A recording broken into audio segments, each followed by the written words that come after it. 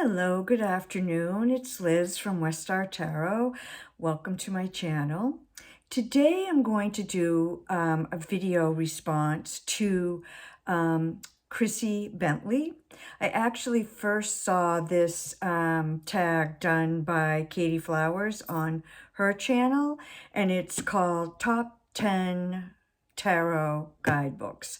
And I'm just realizing that it's called Top 10 Tarot Guidebooks, and I did sneak in a couple oracles, so I'm not following the directions explicitly. But anyway, I saw this tag, I saw Katie do the tag, and then I went and watched Chrissy's, and I thought it was kind of interesting.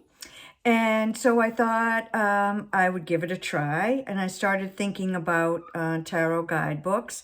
Several popped to my mind right away, and then I had to give it a little bit more thought to get all 10 together. And once I started gathering them, I thought, ooh, this could really be 15 or maybe even 20, but anyway, let me start without any further ado. So one thing I did notice as I was gathering the guidebooks together was that several of the guidebooks are attached to decks that I really love and use a lot, and I would consider to be favorite decks as well as guidebooks. But then some of them are decks that are, the guidebooks are for decks that I don't use that often, and I don't feel super connected to, although I like them. I just don't use them a real lot. So anyway, let's start in no particular order. The Gaian Tarot Guidebook. Now, for any of you who watch my channel, you'll know that the Gaian Tarot is almost always in my top 5 or 10 tarot decks. And I did a deep dive into the Gaian Tarot for the last 78 days of 2021. I pulled one card a day. I did this with Esther at Mindful Tarot. It was her spiel. But anyway, here's the guidebook. Joanna Powell Colbert is the author of the guidebook, as well as the artist and creator of the deck. And it's the Gaian Tarot, Healing the Earth, Healing Ourselves. So, you know, I like that as an herbalist and as a hippie. I love that. And as a pagan, I love that. So why do I like this book so much, this guidebook? Besides the fact that I do also very much like the deck. So I just flipped open here to the Teacher, which is major card number 5, renamed from the Hierophant. And I really like that renaming, but that's a whole other story. Let me just concentrate here. Really hard for an Aries sometimes to focus on specifics. So here we are. I like it. The guidebook gives you sort of a general overview of the card, kind of a description of the card, and then asks a question that you might want to consider about the card. Then it goes on to when you get this card in a reading and goes into the meaning of the card. It talks about the shadow side. So it's not necessarily a reversal, which I like because I don't use reversals. I read all upward. But I do like to consider the shadow side of a card. And then there's this other section called Deepen Your Understanding of the Teacher. So that's this particular card. And it talks about themes associated with the card. So in this case, I'll just read a few off. Counseling, mentor, spiritual link, intercessor, search for truth, guidance, teaching or guiding others, being taught, a course of study, education, tradition, spiritual teaching outside of mainstream religious institution, and so forth. Then it goes on to talk about the symbols in the card. So for this one, there's a number of, there's a person, let's see if I can show the thumbnail here. So you can see this is the teacher sitting with their back against a red cedar tree. There's a number of herbs and animals around. And so Joanna describes what the meaning is of each one of those symbols. And then there's also at the end journal questions. What do I have to teach? What do I have to learn? A number of them. And then an affirmation. And for the teacher, it is, I receive my best spiritual teachings from nature. So for each of the majors, though that's what you get, the minors a little bit less, but still she discusses the what the card looks like and the meanings of the cards and an affirmation. Number 2, the Star Tarot. This is the guidebook from the 2nd edition of the Star Tarot. Schiffery issued it with a matte cardstock and borderless. And the guidebook, the author and artist of this is Kathy McClellan. And Kathy, like Joanna, spent years and years developing the guidebook and the artwork for this deck. And I think it shows in both these decks that a lot of time and thought and work went into these decks. These weren't just, you know, overnight wonders. These creators spent time on them, not just the artwork, but the guidebooks as well.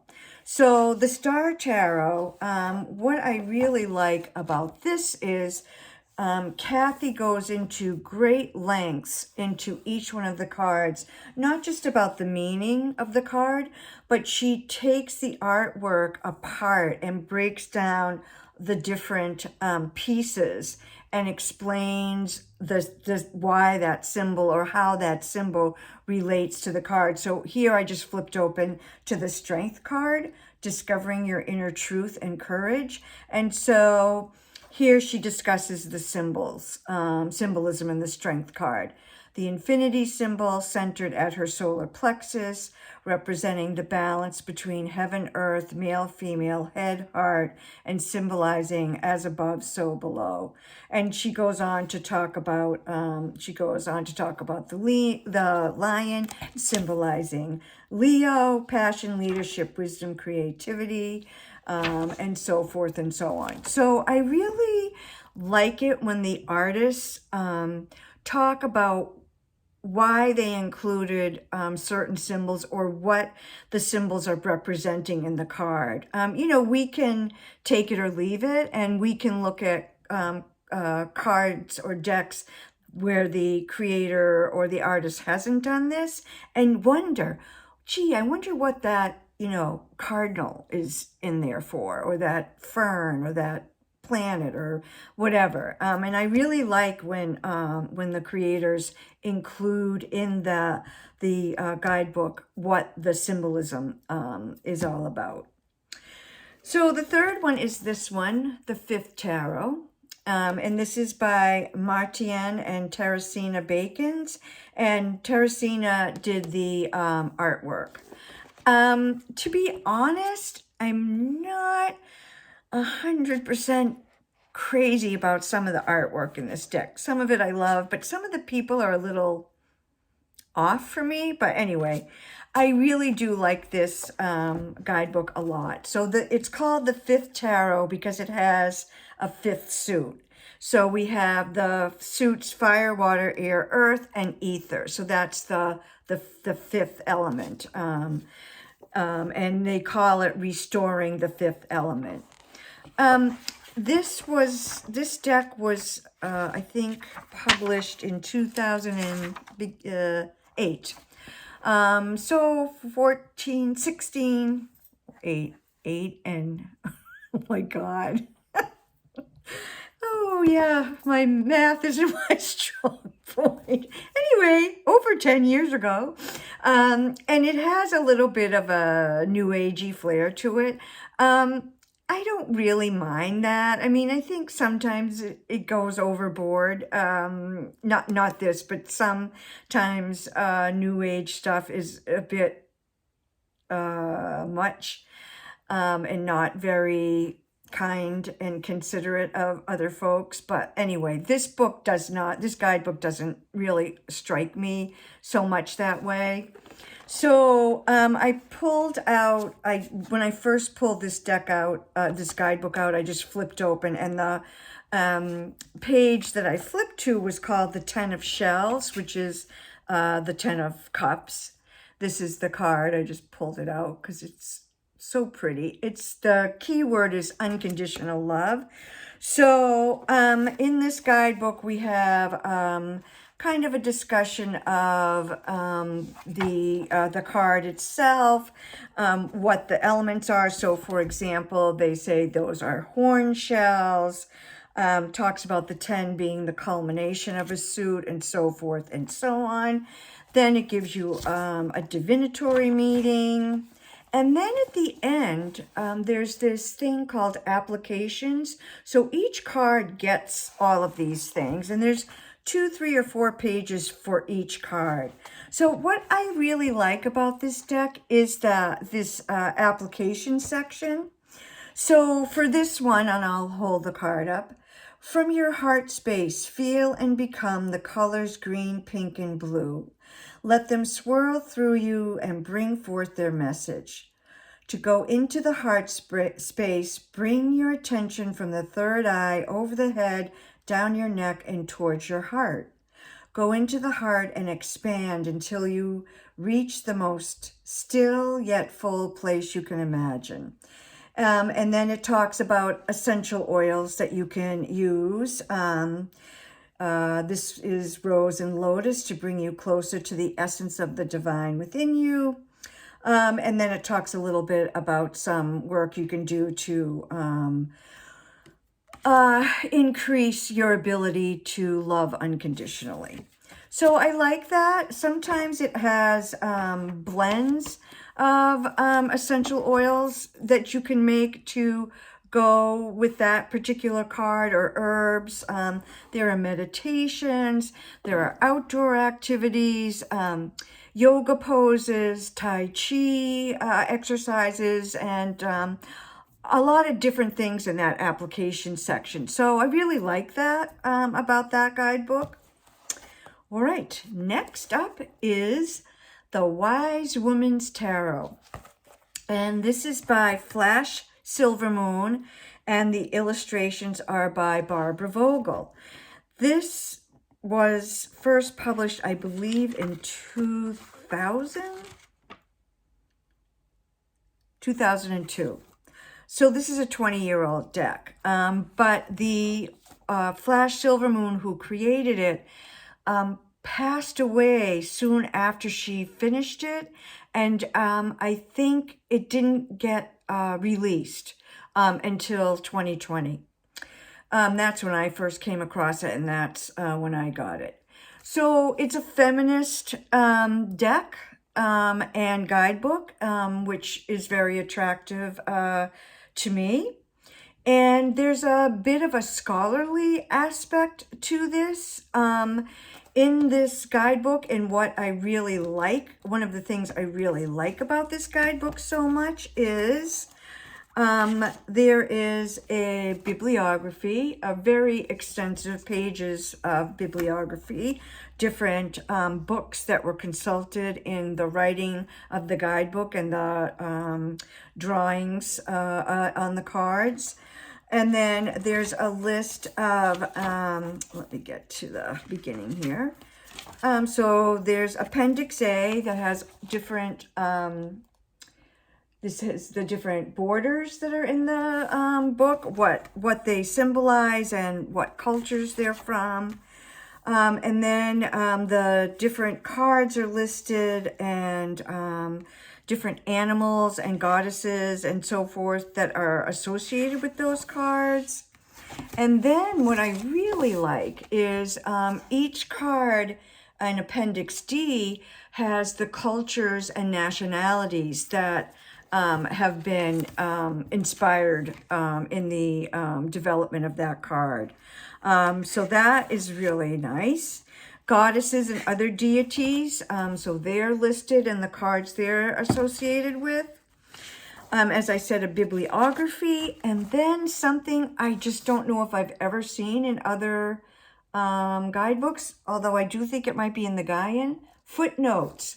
So let's just see. So let's see. She talks about in the guidebook, not only is it at the end in the bibliography, but when she's citing different works or inspirations during the card descriptions, she then she footnotes it.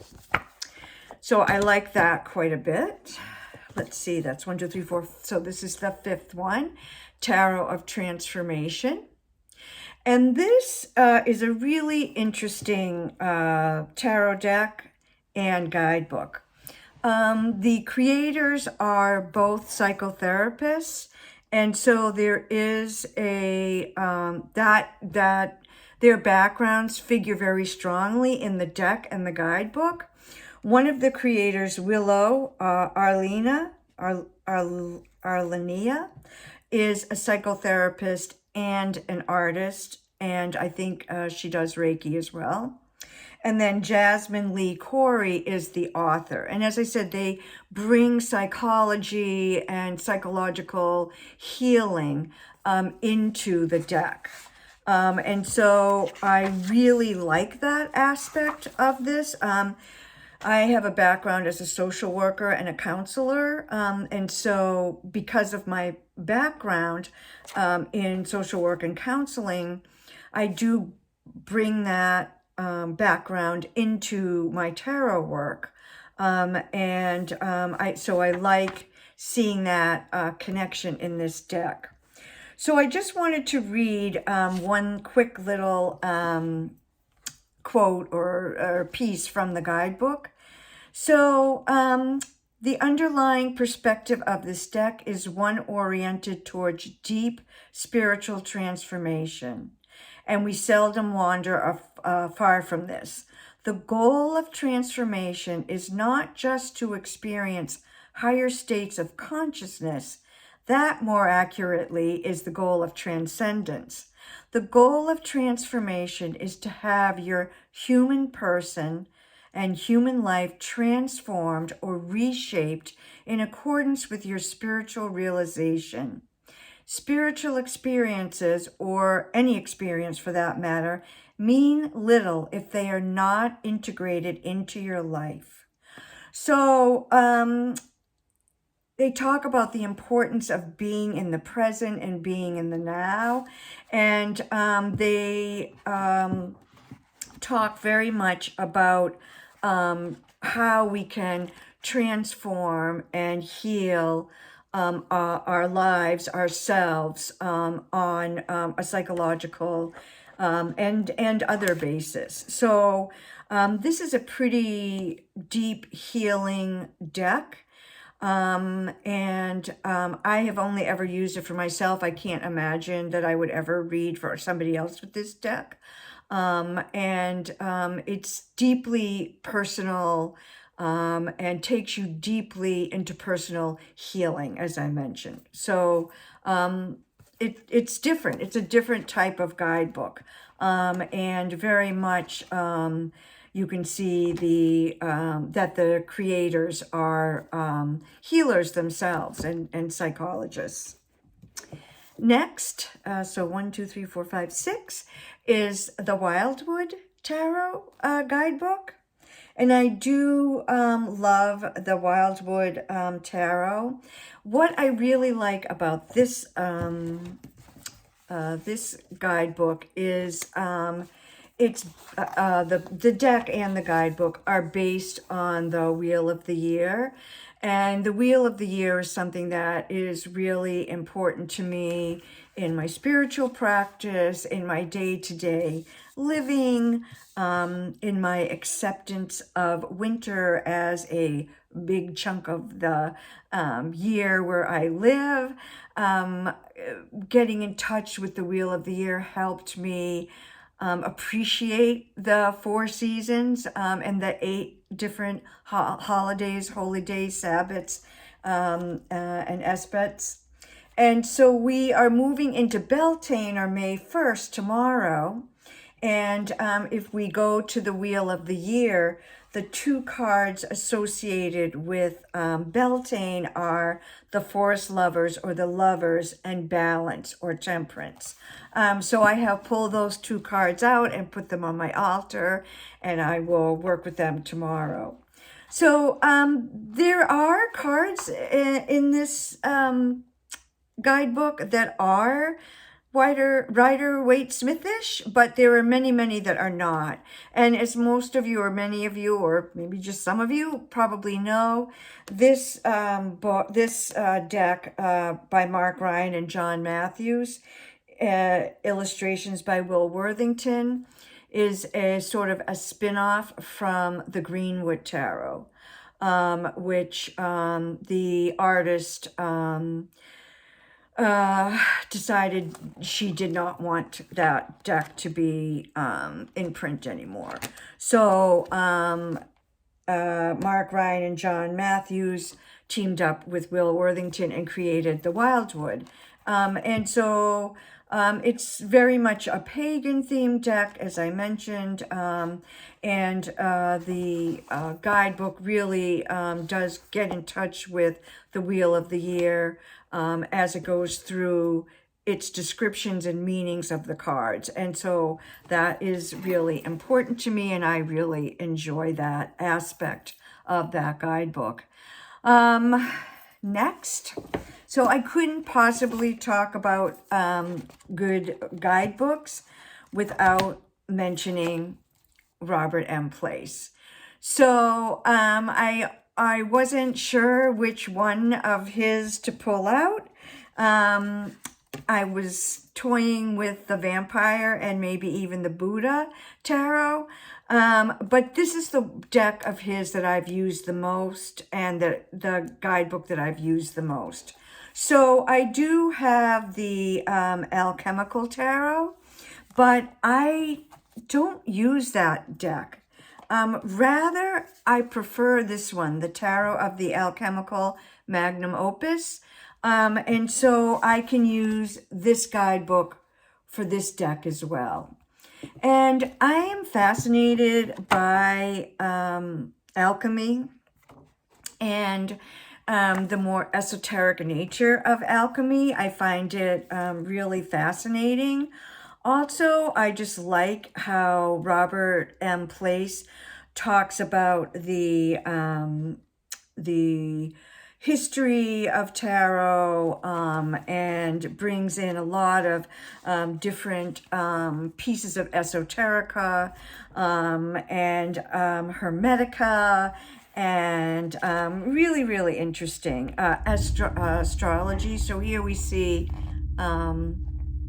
he connects here the planets with the cosmic soul centers, different goddesses and deities, all kinds of symbolism. So it's very much a learning experience reading this guidebook. Here I just flipped open. We see the 4 alchemical stages, the colors, and the trumps that are associated. So we see the stages of alchemy: Negretto, Albedo, Citronitas, and Rubetto, with black, white, yellow, red. And then the trumps are with black, the Magician and the Devil; with white, the Tower and the Moon; yellow, Sun and Judgment; and red is the World. So there's just endless amounts of things to be discovered and learned in this guidebook. My next door neighbor is starting up his motorcycle, apparently. Anyway, I've read through this several times, and anytime I pull it out, even just to read a card meeting, I learn something new. Yeah, Robert M. Place. All right, so those were my tarot. And then I pulled out 3 oracle. So this was the second, my first tarot deck I ever got 30 some odd years ago was the Mother Peace. And then the second deck I ever got was this one, the Goddess Oracle. And this was released in 1997. So actually, no, it couldn't have been my second. Okay, I misspoke on that one. Anyway, I love this deck. And the guidebook is really, really good. So the artist is Rana Janto, and the author of the guidebook is Amy Sophia Marashinsky. And what I really like about this guidebook is that we start off with, I just flipped open here to Freya, and each one of the goddesses or deities gets a poem first. Then they discuss, or the author discusses the mythology of that particular goddess. Then she goes on to the meaning of the card. And then after that, she brings in a ritual. So you get a poem for the goddess, the mythology of the goddess, the meaning of the card, and then a ritual you can do. And when I was doing women's circles, to sort of help people learn about women's spirituality, I would often use this guidebook to help inspire me in terms of developing rituals to use. So really useful guidebook, lots of different information. All right, next up is the Weavers. So I didn't bring a card. I mean, the cards are amazing. And this is another deck that took the creator years and years and years to finish. The guidebook alone is amazing and quite in-depth and lengthy. And each one of the cards has a different weaver. I think there are 50 weavers. Let me just see. 52 weavers. And they're from multicultural. There are many, many elders, which as an elder, I loved seeing and that's one of the things that really attracted me to this deck. So what Carolyn Hilliard did, the creator of this deck, was she did the artwork. So she would paint a particular weaver. But then before she did that, she would envision it in her mind. And if the weaver was wearing a robe, she would weave the cloth to create the robe. If the weaver was wearing like a particular necklace, she would create the necklace or the earrings or the belt or, whatever. So not only did she paint the paintings, but she created the props to go along, maybe a pottery bowl. I mean, it was just amazing that she did all this. And then the guidebook itself is the deck is divided up. The weavers come from several different clans. We have let me just go here. So we have clans and tribes: tribe of the East Weavers, South Weavers, West Weavers, North Weavers. We have the Guardian Clan, the Earth Clan, the Blood Clan, the Life Clan, the Bone Clan, the Loom Clan, and the Death Clan. And each of the weavers has a keyword. So like, for example, the first one is Kindle. And then underneath it, she is Shaman Weaver of Earth. She is Guardian of the Hearth. And each one of the weavers gets a full 2-page story.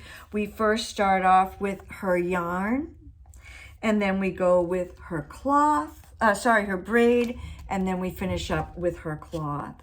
So there's a long story about each one of these weavers. And for that reason, how I use this deck is I will pull a weaver per month. So tomorrow, May 1st, I will pull a new weaver to move me through the month of May. And it's just an amazing, the stories that Carolyn has woven together and told about each one of her weavers is just fascinating. And I really enjoy reading the guidebook and the stories about each one of the weavers. So that was 9. And then 10, last but not least, is the Threads of Fate Oracle, the Shadow Edition. And this is by Blair Porter and Britt June. And this is the card that I'm just finishing up using, Power. So let's go to that card in the deck. So this deck has 5 suits. Air, fire, water, and spirit. And each one of the cards is associated with one of the 5 suits. So we have, this one is associated with, you could probably tell, fire. So let me just look this up. The cards themselves are listed here, so alphabetically. So I'll go to power. It is fire, as I mentioned. And what I really like about this guidebook is it talks about the card. It gives you an exercise. So that kind of is a theme of mine, I guess. I'm just realizing there are several of these guidebooks that give you exercises or rituals or meditations or oils to create. I guess I tend to like that with the guidebook. So this gives you an exercise. So it talks about the meaning of the card, gives you an exercise to do associated with the card. And then each one of the elements, the not the spirit, but the air, fire, water, earth cards also have an animal, a plant, and a crystal associated with that card. And I really like that. So when I pull the cards, as I said, this was my most recent card, Power. And the animal associated with that card is bear. So this is a greeting card someone sent me, but I've had it out on my altar as I've been working with this card because I just love that bear. But of course, I do have several animal decks that have bears in them, and I have my own associations with bear. Let's see here. Bear teaches us that understanding and working with our personal cycles amplifies our personal power. Talks about, hibernation versus torpor, and how important it is for us to, work with our energy and know our different cycles of higher energy and lower energy. So it's a different take on bear than I normally would have for myself. So then the next one is poppy, California poppy. So I went to the herb crafters and pulled out California poppy. So I put this card out on my deck as well. And then the crystal associated with this card is citrine.